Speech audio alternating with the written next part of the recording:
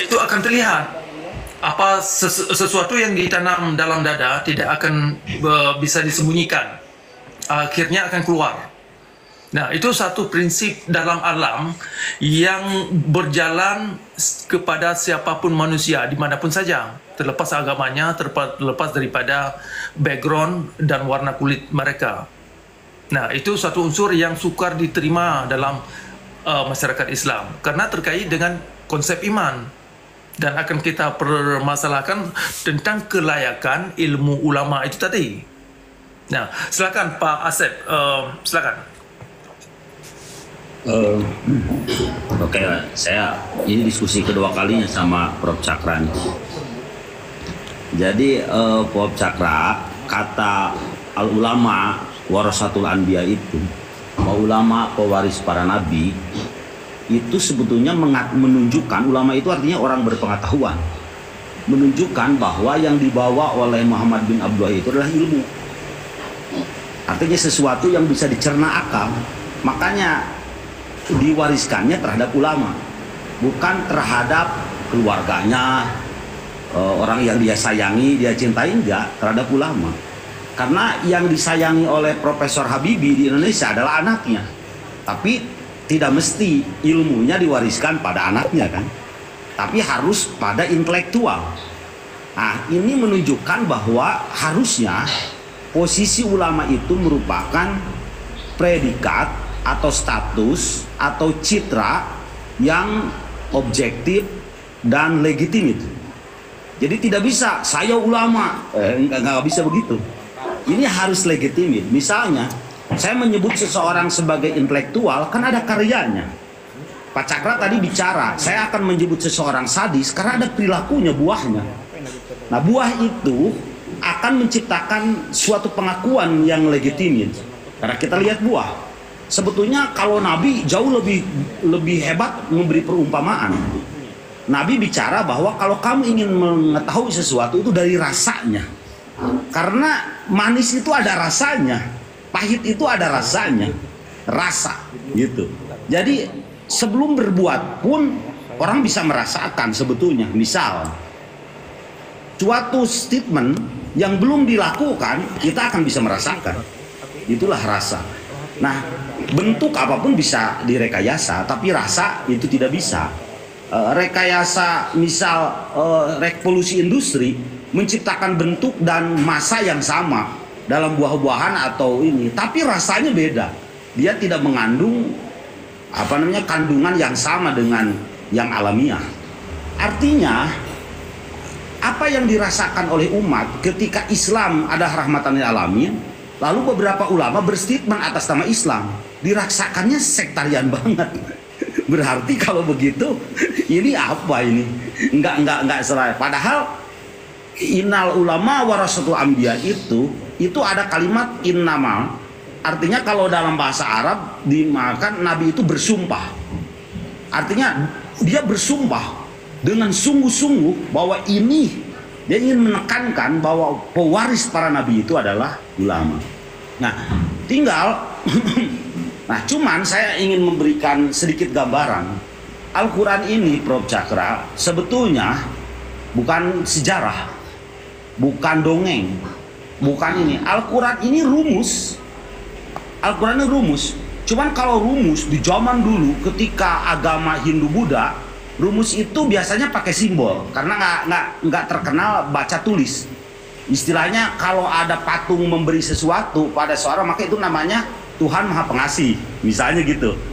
Tapi rumus dalam Al-Quran tidak menggunakan angka, tapi dia menggunakan rumusnya itu menggunakan cerita. Makanya disebutnya kosos, kisah. Nah, kisah itu yang harus kita ambil adalah konklusinya, pelajarannya. Misal dalam Al-Quran dikatakan bahwa kalau kamu memberi, kamu akan dapat 7, kamu dapat 70, 700. Angka 7 di situ angka kualitatif. Sejarahnya jelas, orang tahu. Orang Arab kalau nyebut 7 kualitatif. Beda dengan orang Romawi. Kalau Romawi bicara 100, 200, kata 100 itu kualitatif, artinya banyak. Kalau orang Melayu itu 1000. Wah, 1000 kali, padahal itu kualitatif aja menunjukkan banyak. Artinya bahwa misal rumus itu menyatakan bahwa jika Pak Cakra melakukan satu kebaikan, misal menciptakan handphone saja, itu akan menciptakan banyak hal yang baik. Artinya ekosistem. Di situ akan ada yang jualan pulsa, akan ada jualan handphone, akan ada kita berdiskusi pakai ini. Kebaikannya akan tumbuh banyak sekali.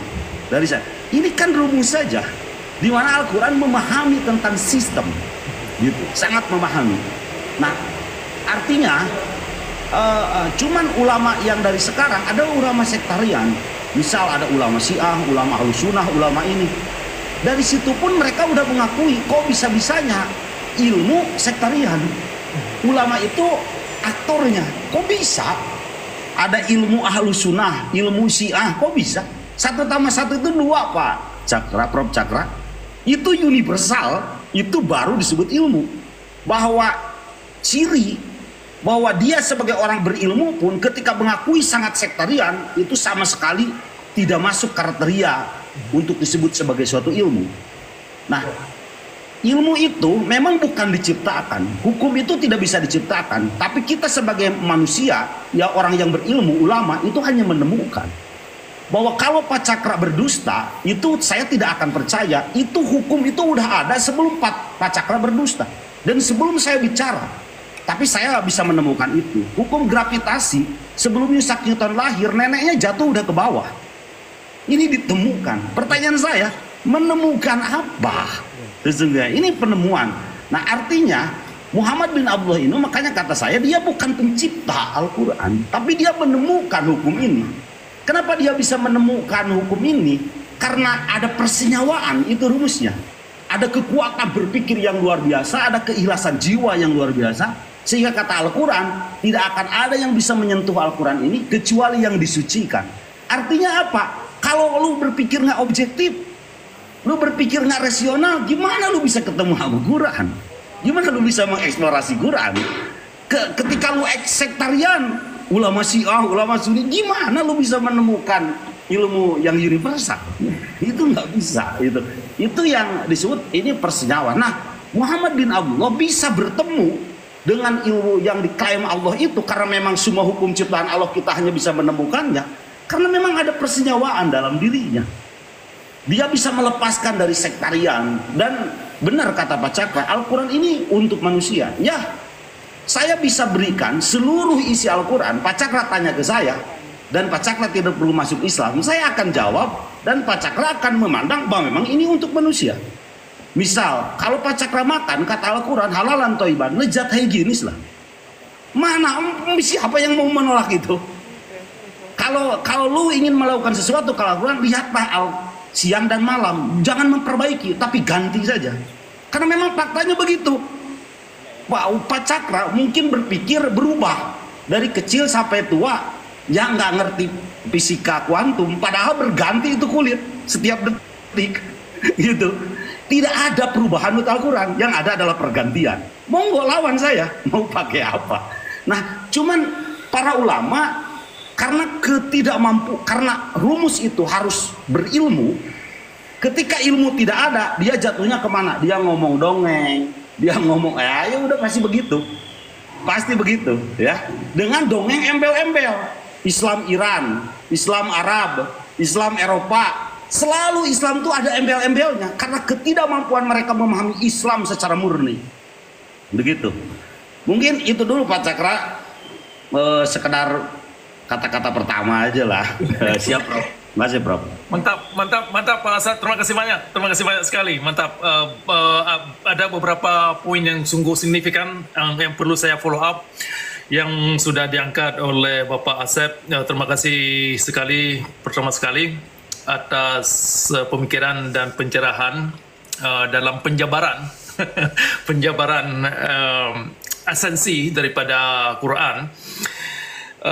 Memang benar itu, inilah kenyataan yang sukar diterima umat, di mana mereka kejebak dalam slogan. Nampaknya konsep kata ulama atau definisi ulama itu sendiri perlu kita pertanyakan kelayakan, ya kan? Seperti Bapak Asep katakan tadi, seharusnya ulama itu adalah orang yang mempunyai ilmu terhadap pengajaran atau kandungan pengetahuan yang mengandung fakta dalam alam, substansi yang ada kaitannya dengan alam, sehingga baru bisa kita katakan itu sebagai ilmu untuk bisa dijadikan sebagai pelajaran dan pencerahan atau inspirasi. Nah, kalau hanya dongeng yang mereka kandungkan, berarti kalaupun mereka dikatakan ahli ilmu, berarti ilmu ahli dongeng, cara mereka berdongeng. Mereka memang ahli dalam dimensi yang demikian. Nah, kalau itu adalah satu kenyataan, maka umat Islam harus menyadari bahwasanya ilmu-ilmu dongeng yang demikian tidak bisa dijadikan sebagai petunjuk. Apalagi kalau kita ini dilarang menggunakan akal untuk bisa menganalisa hipotesis yang mereka buat. Nah, jadi banyak hal yang sungguh bermasalah dalam pendekatan akidah atau definisi akidah dan iman itu sendiri. Jadi seperti ini, kayak bawang ya. Sekilas kita pikir lapisan atas itu yang sungguh bermasalah, ya kan? Ternyata setelah kita kupas lapisan atas, lapisan bawahnya juga bermasalah.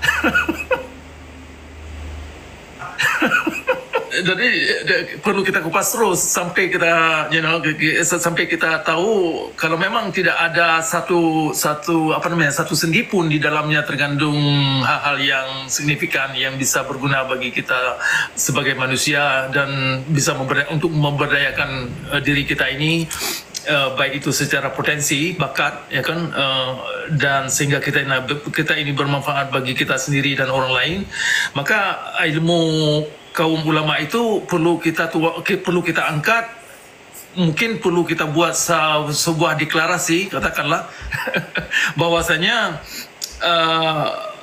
kandungan yang diajarkan ulama itu, kandungan yang diajarkan kaum ulama itu perlu dipikirkan sematang-matang mungkin.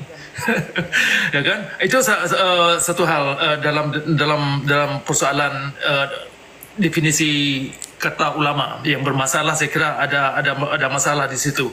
Kemudian memang saya lihat ya, pengalaman menurut ya kajian yang saya baca dalam Al-Quran, sebenarnya ada sejumlah ayat Al-Quran itu yang sungguh bermakna, yang sungguh penting dan bisa berguna bagi kita, bisa mengangkat produktivitas kita sebagai manusia sehingga kita ini menjadi orang-orang the best version of yourself, ya kan, sebagai orang yang benar-benar menjadi orang yang ideal, ya kan, sebagai rahmatan lil alamin dalam perwujudan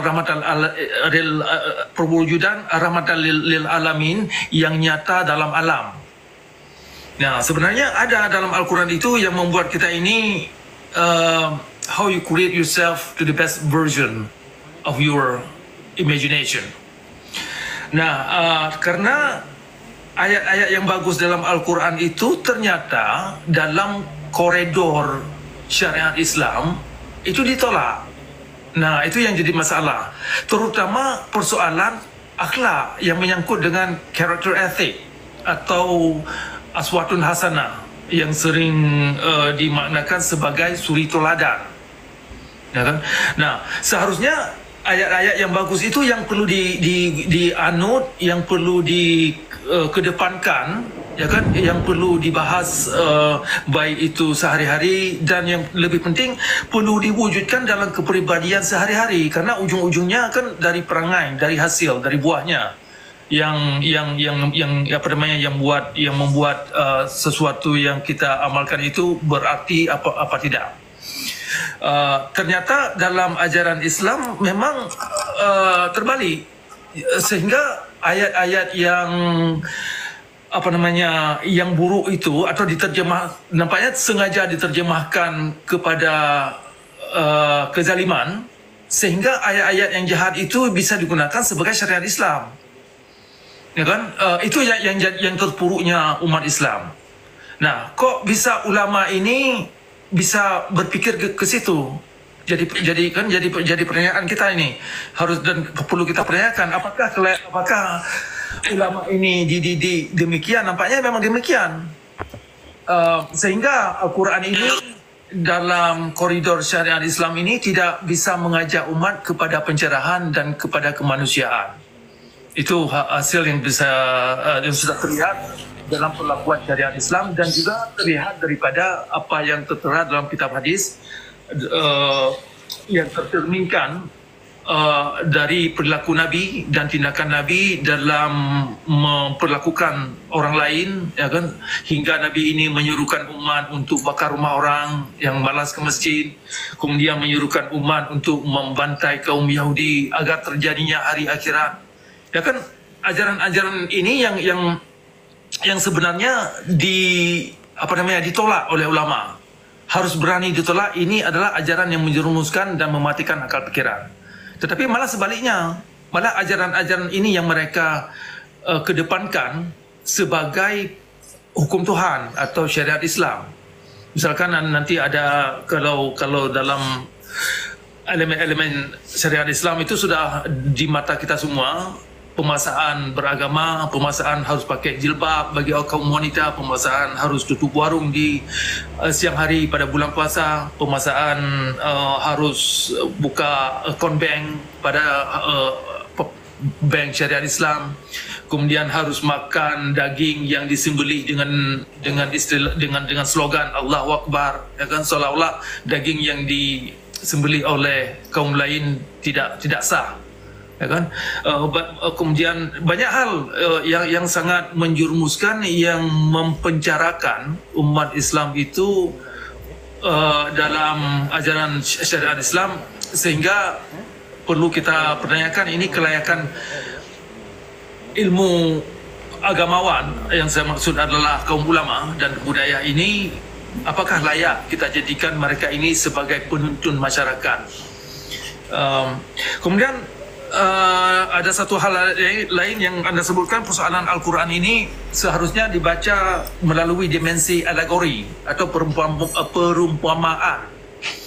Nah, ini yang tidak dimengerti kebanyakan orang Islam, yang membuat orang Islam kebanyakan terpuruk dan terjebak dalam terjemahan yang mereka anut.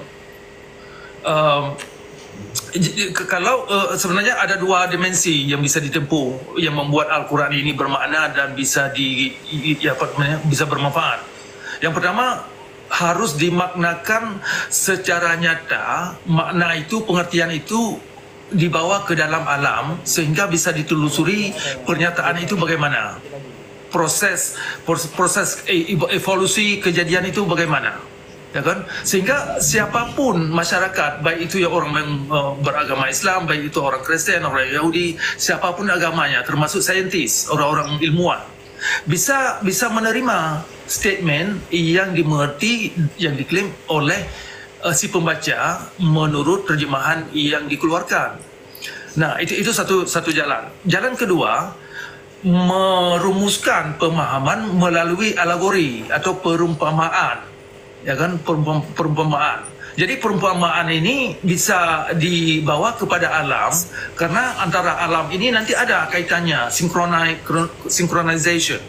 Jadi ada penyesuaian atau persenyawaan, ya kan, dalam alam. Nah, jadi kedua-dua ini bisa valid karena bisa dinyatakan sebagai pernyataan yang faktual. Nah, sedikit saya sampaikan.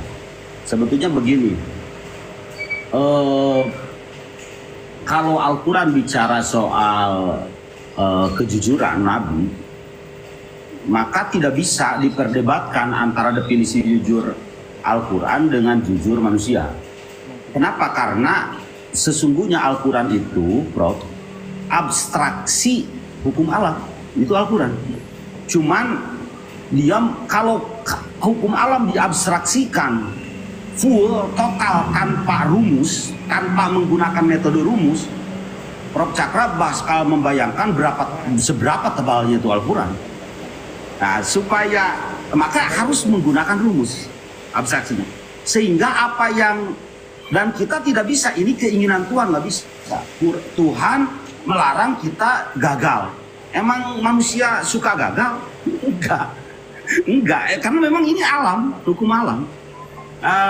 Tuhan, misal kalau pas cakra baik masuk surga, pas cakra berbuat jahat masuk neraka. Itu hukum kausalitas itu. Itu hukum kausalitas. Gitu. Artinya bahwa sebetulnya benar kata Pak Cakra, coba sesuaikan dengan alam. Karena memang ini adalah abstraksi dari hukum alam. Sehingga tidak ada yang dicatat dalam Al-Quran, tidak ada dalam alam. Apa? Tidak ada satupun.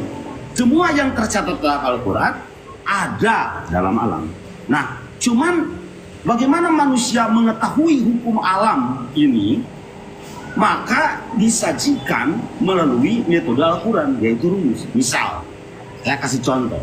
Tadi kata Pak Cakra, banyak orang yang memahami secara tekstual. Orang kalau menyembelih ayam tanpa bismillah, itu haram. Itu rumusnya Pak Cakra, itu adalah suatu rumus. Artinya begini, alam ini menyediakan potensi. Menyembelih artinya mengeksplorasi potensi itu.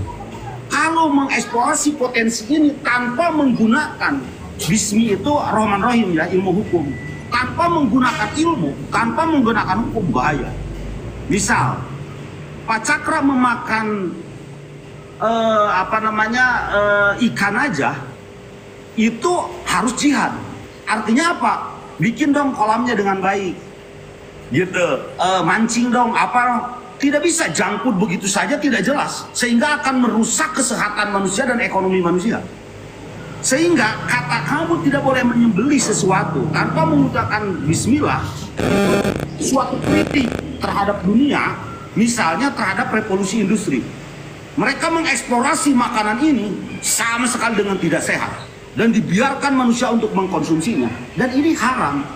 Ini bukan soal haram dimakan, tapi haram menyembelih tanpa menggunakan, ini rumusnya sekali lagi, karena kata bismillah itu di dalamnya ada Rahman Rahim.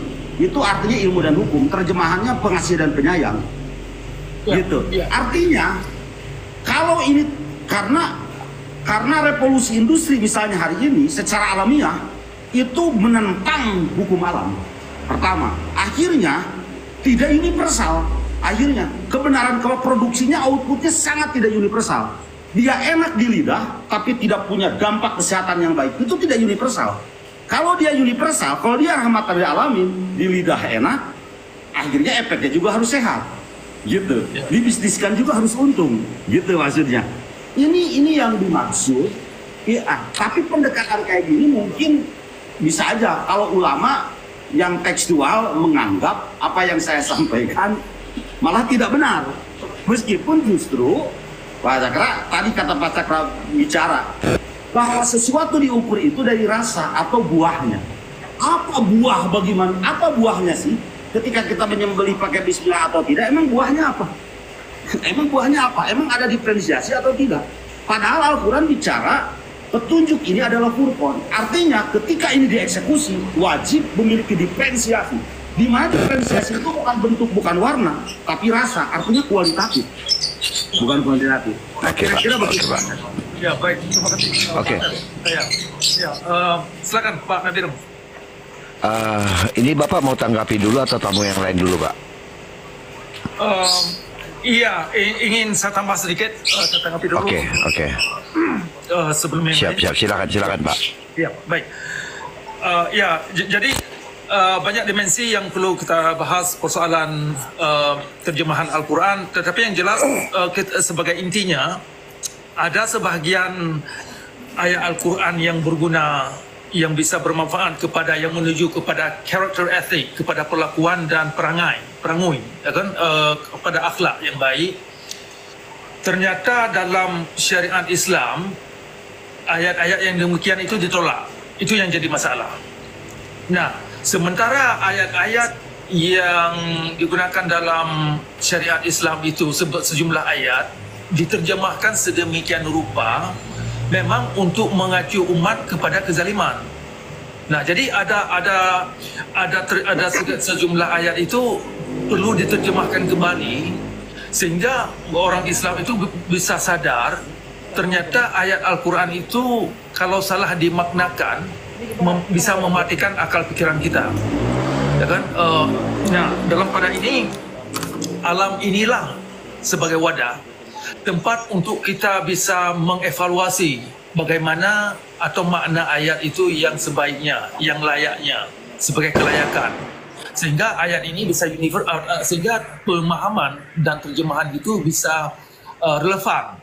Ya, bisa relevan dan bisa memberdayakan akal pikiran kita, bisa membuat kita ini produktif, kreatif, dan bisa bermanfaat bagi kita sendiri dan juga bagi dunia luar. Nah, itu yang jadi poin yang perlu kita akan pertanyakan, kelayakan ilmu ulama itu kok bisa tidak ke situ, ya kan? Yang terlihat, yang ternyata ilmu ulama itu memang menggunakan sejumlah ayat Al-Quran. Oh, sebentar, ini ada. Prof, saya mau makan dulu, Prof. Izin.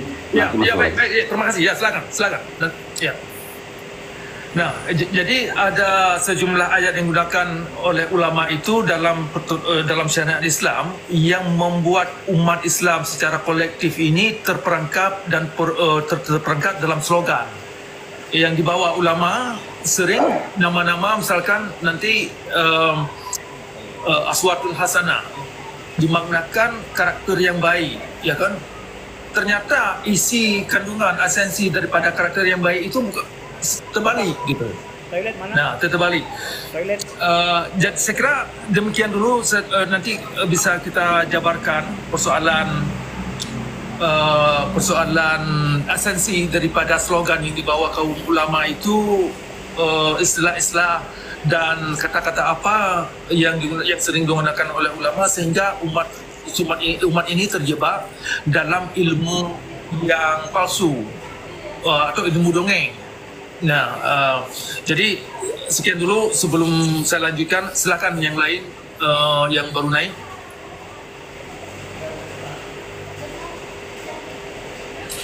Mungkin Pak Effendi, silakan Pak Effendi, udah dari tadi juga, atau Pak siapa yang satu lagi nih?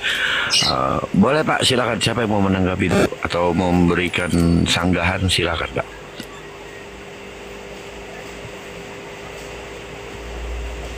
Ya, Pak Effendi atau Pak Romel, ada tanggapan kah atau ada sanggahan nggak Pak tentang materi dari tadi Pak?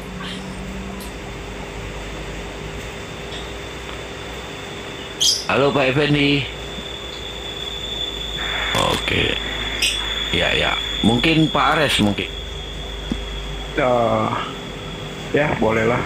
Ya, silakan Pak. Jadi kalau saya hanya memantau, melihat, mendengar dari penjelasan dari Pak Cakra ya.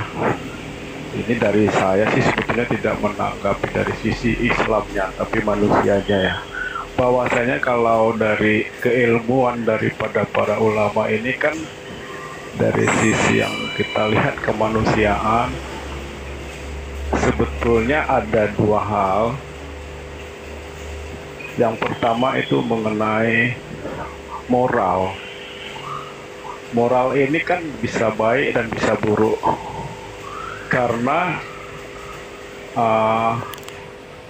belajar ilmu agama, tetapi aturan norma-norma perilaku manusianya atau moralitasnya tidak juga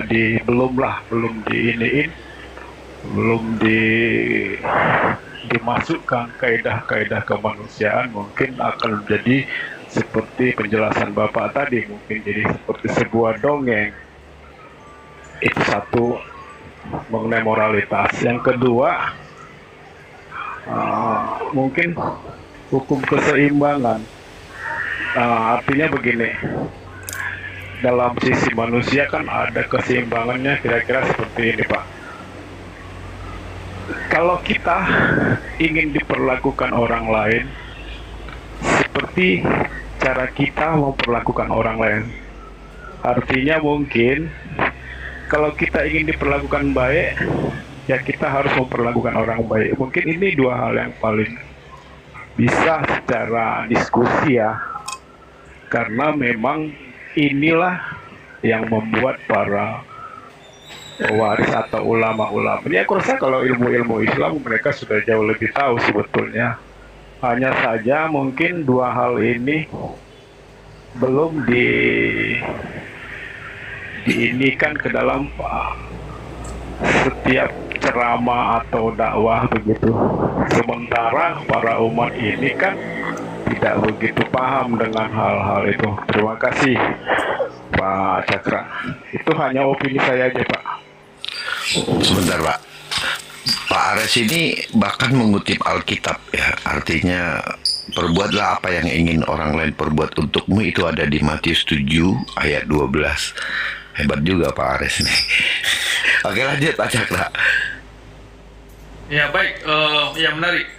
Ya, itu poin menarik. Saya kira persoalan substansi ya terkait moralitas. Ya, itu sungguh relevan karena itulah yang perlu kita pertanyakan, kelayakan moralitas kaum ulama. Bisakah kita anggap perilaku dan tindakan atau keputusan yang diambil oleh kaum ulama dalam mereka beragama, dalam hal ini perlakuan yang ada dalam syariat Islam, bisa dianggap standar moralitas beragama atau bisa diterima sebagai moralitas beragama? Nampaknya ya tidak. Bagi saya sendiri, seperti yang sudah saya paparkan beberapa tahun ini, keputusan dan tindakan kaum ulama ternyata tidak bisa dijadikan sumber moralitas. Nah, itu satu yang sudah jelas sekali bagi saya. Dan juga nampaknya mereka ini dan ilmu yang mereka miliki juga tidak bisa dijadikan sumber spiritualitas. Ya kan, kalaupun mereka mengklaim, oh ini kaum ulama ini sudah mencapai tingkat spiritualitas, mereka ya kan sudah dikeramatkan banyak umat dan segala hal yang lain, tetapi perlakuan mereka terhadap kemanusiaan ternyata terbalik. Misalkan terjadinya pembunuhan dalam masyarakat itu, baik itu secara fatwa, baik itu secara di belakang atas nama peraturan daerah, ya kan, misalkan kayak di Aceh, ini contoh yang paling bagus. Di Aceh itu syariat Islam itu bukan atas nama ulama, tapi atas nama Pemda, peraturan daerah. Tetapi dipertanyakan lagi, siapa sih mereka di belakang peraturan daerah? Yaitu ulama. Nah, kalaupun ulama ini bersembunyi di belakang yang namanya pemerintah daerah, ya kan, tetapi mereka akhirnya tidak bisa bersembunyi karena yang diputuskan oleh pemerintah pun, dalam hal ini pemerintah Aceh, adalah merujuk kepada keputusan ulama. Nah, jadi ulama ini tidak bisa bersembunyi di belakang layar, tidak bisa mengatakan, oh yang diputuskan oleh Pemda adalah hukum positif. Nah, kami hanya berurusan dengan hukum proporsional saja. Nah, itu tidak laku lagi karena kita sudah tahu seluk-beluk permainan ulama itu, mereka sering membuat sebuah fatwa misalkan di dalam khutbah mengklaim seseorang sesat, ya kan, tidak menunjukkan kepada sesosok atau sekelompok orang, tetapi masyarakat menerima hal yang demikian, yang mengeksekusi klaim itu adalah masyarakat. Nah, kemudian kaum ulama ini cuci tangan saja, ya kan, sehingga kalau ditanyakan oleh reporter, bagaimana sikap Anda tentang kejadian pulang-pulang misalkan, oh dalam Islam tidak mengajarkan demikian, saya tidak pernah mengajak mereka untuk membunuh si pulang-pulang, ya kan gitu. Tetapi dalam ajaran, dalam khutbah-khutbah itu sering dikatakan bahwasanya seseorang yang mengkritik Islam itu dianggap murtad, dan artinya seseorang ini bisa dieksekusi. Demikian. Jadi ada ilmu ulama ini cukup perlu kita pertanyakan kelayakan mereka di mana. Kalau hanya mereka bersembunyi di belakang konsep yang abstrak, ternyata pada hakikatnya mereka tidak bisa mewujudkan agama yang rahmatan lil alamin seperti yang mereka maksud kepada masyarakat, terutama dalam diri mereka sendiri.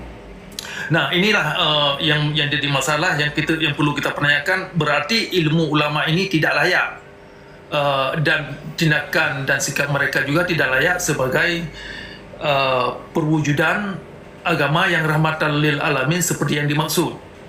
Nah, karena dalam ujungnya kan hasil daripada yang kita lihat dalam alam itu adalah satu bukti interpretasi yang dimengerti oleh masyarakat dan juga interpretasi yang dimengerti oleh ulama. Jadi antara kejadian yang ada dalam alam dan interpretasi yang dikandung dalam pikiran mereka itu tidak terpisahkan. Jadi ada istilahnya begini. The man cannot serve two masters. Ya kan?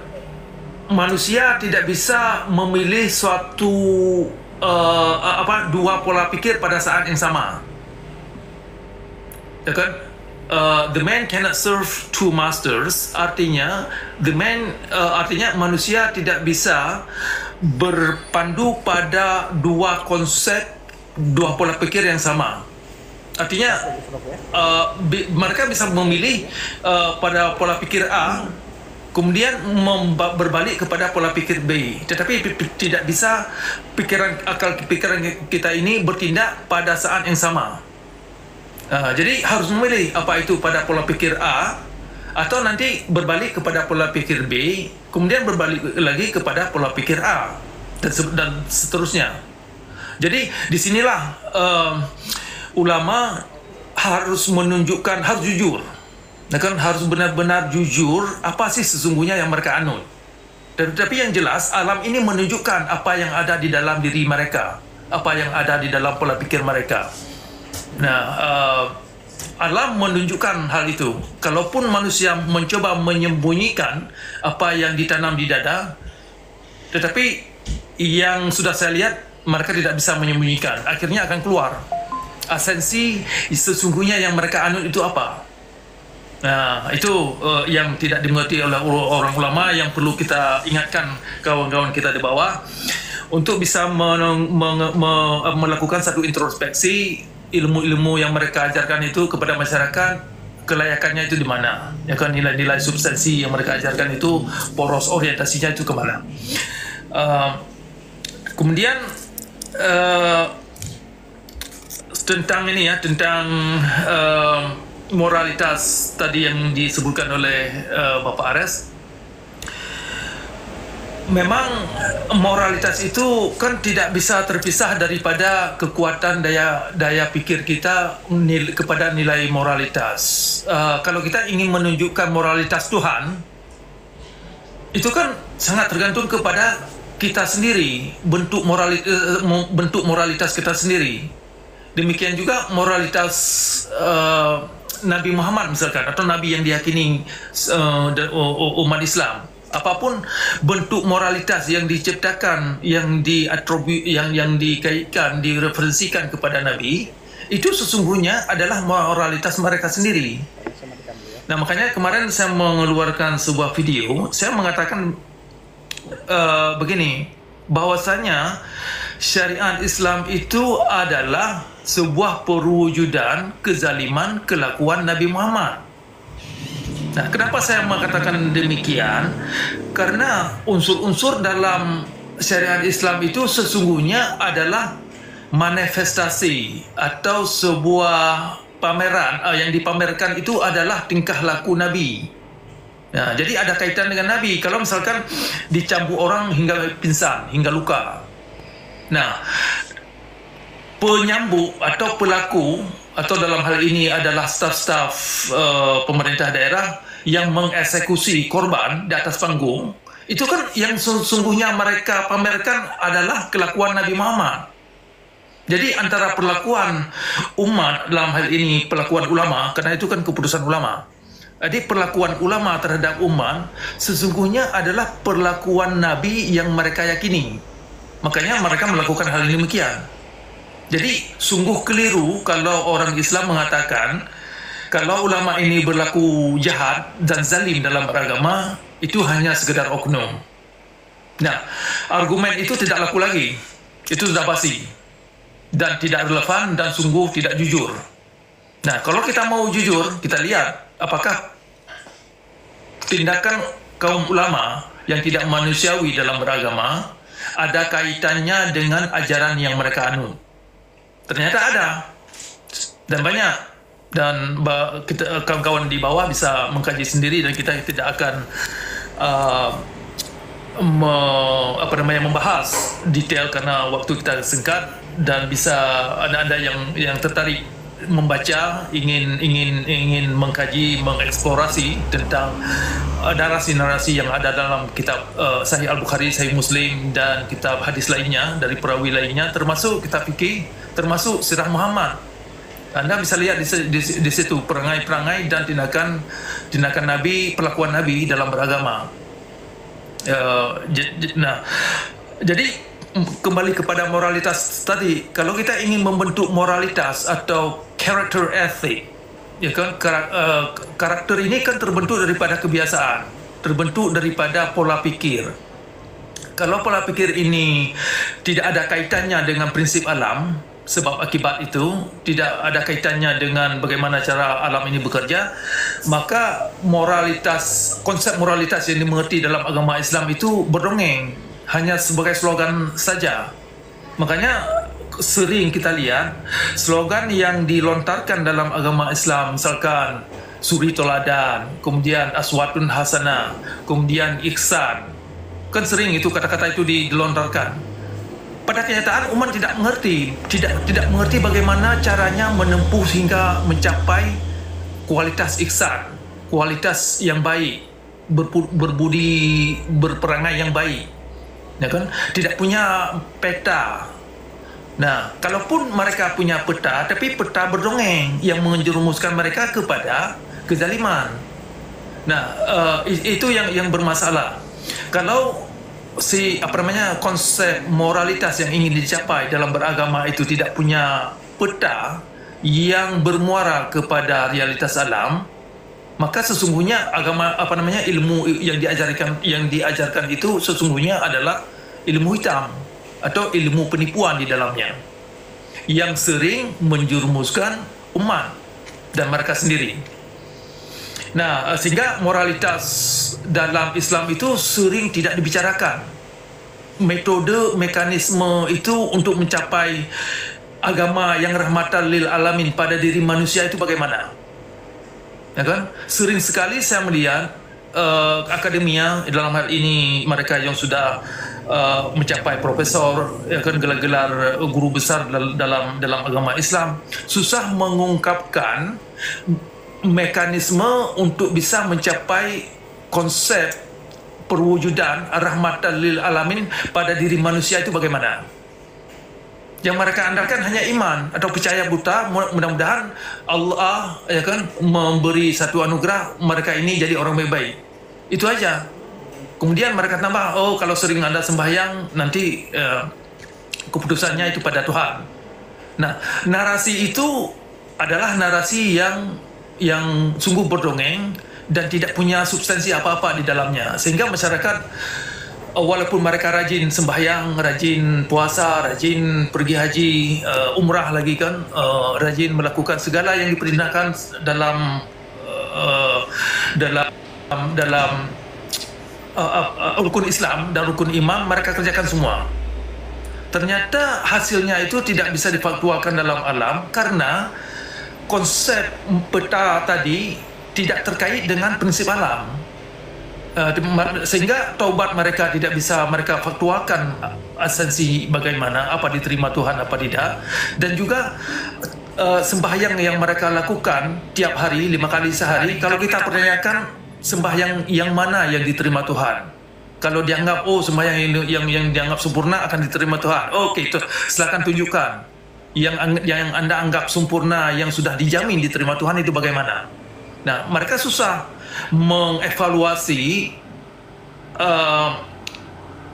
ibadah-ibadah yang mereka lakukan sepanjang hari.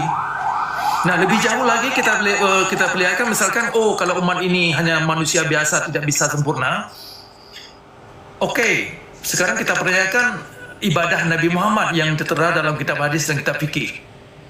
Nah, ternyata perlakuan Nabi dalam beragama tidak membawa Nabi ini sendiri kepada orang baik-baik. Artinya, ritualitas yang dilakukan oleh Nabi dalam beragama tidak membuat kelakuan dan moralitas Nabi sendiri kepada moralitas yang baik-baik.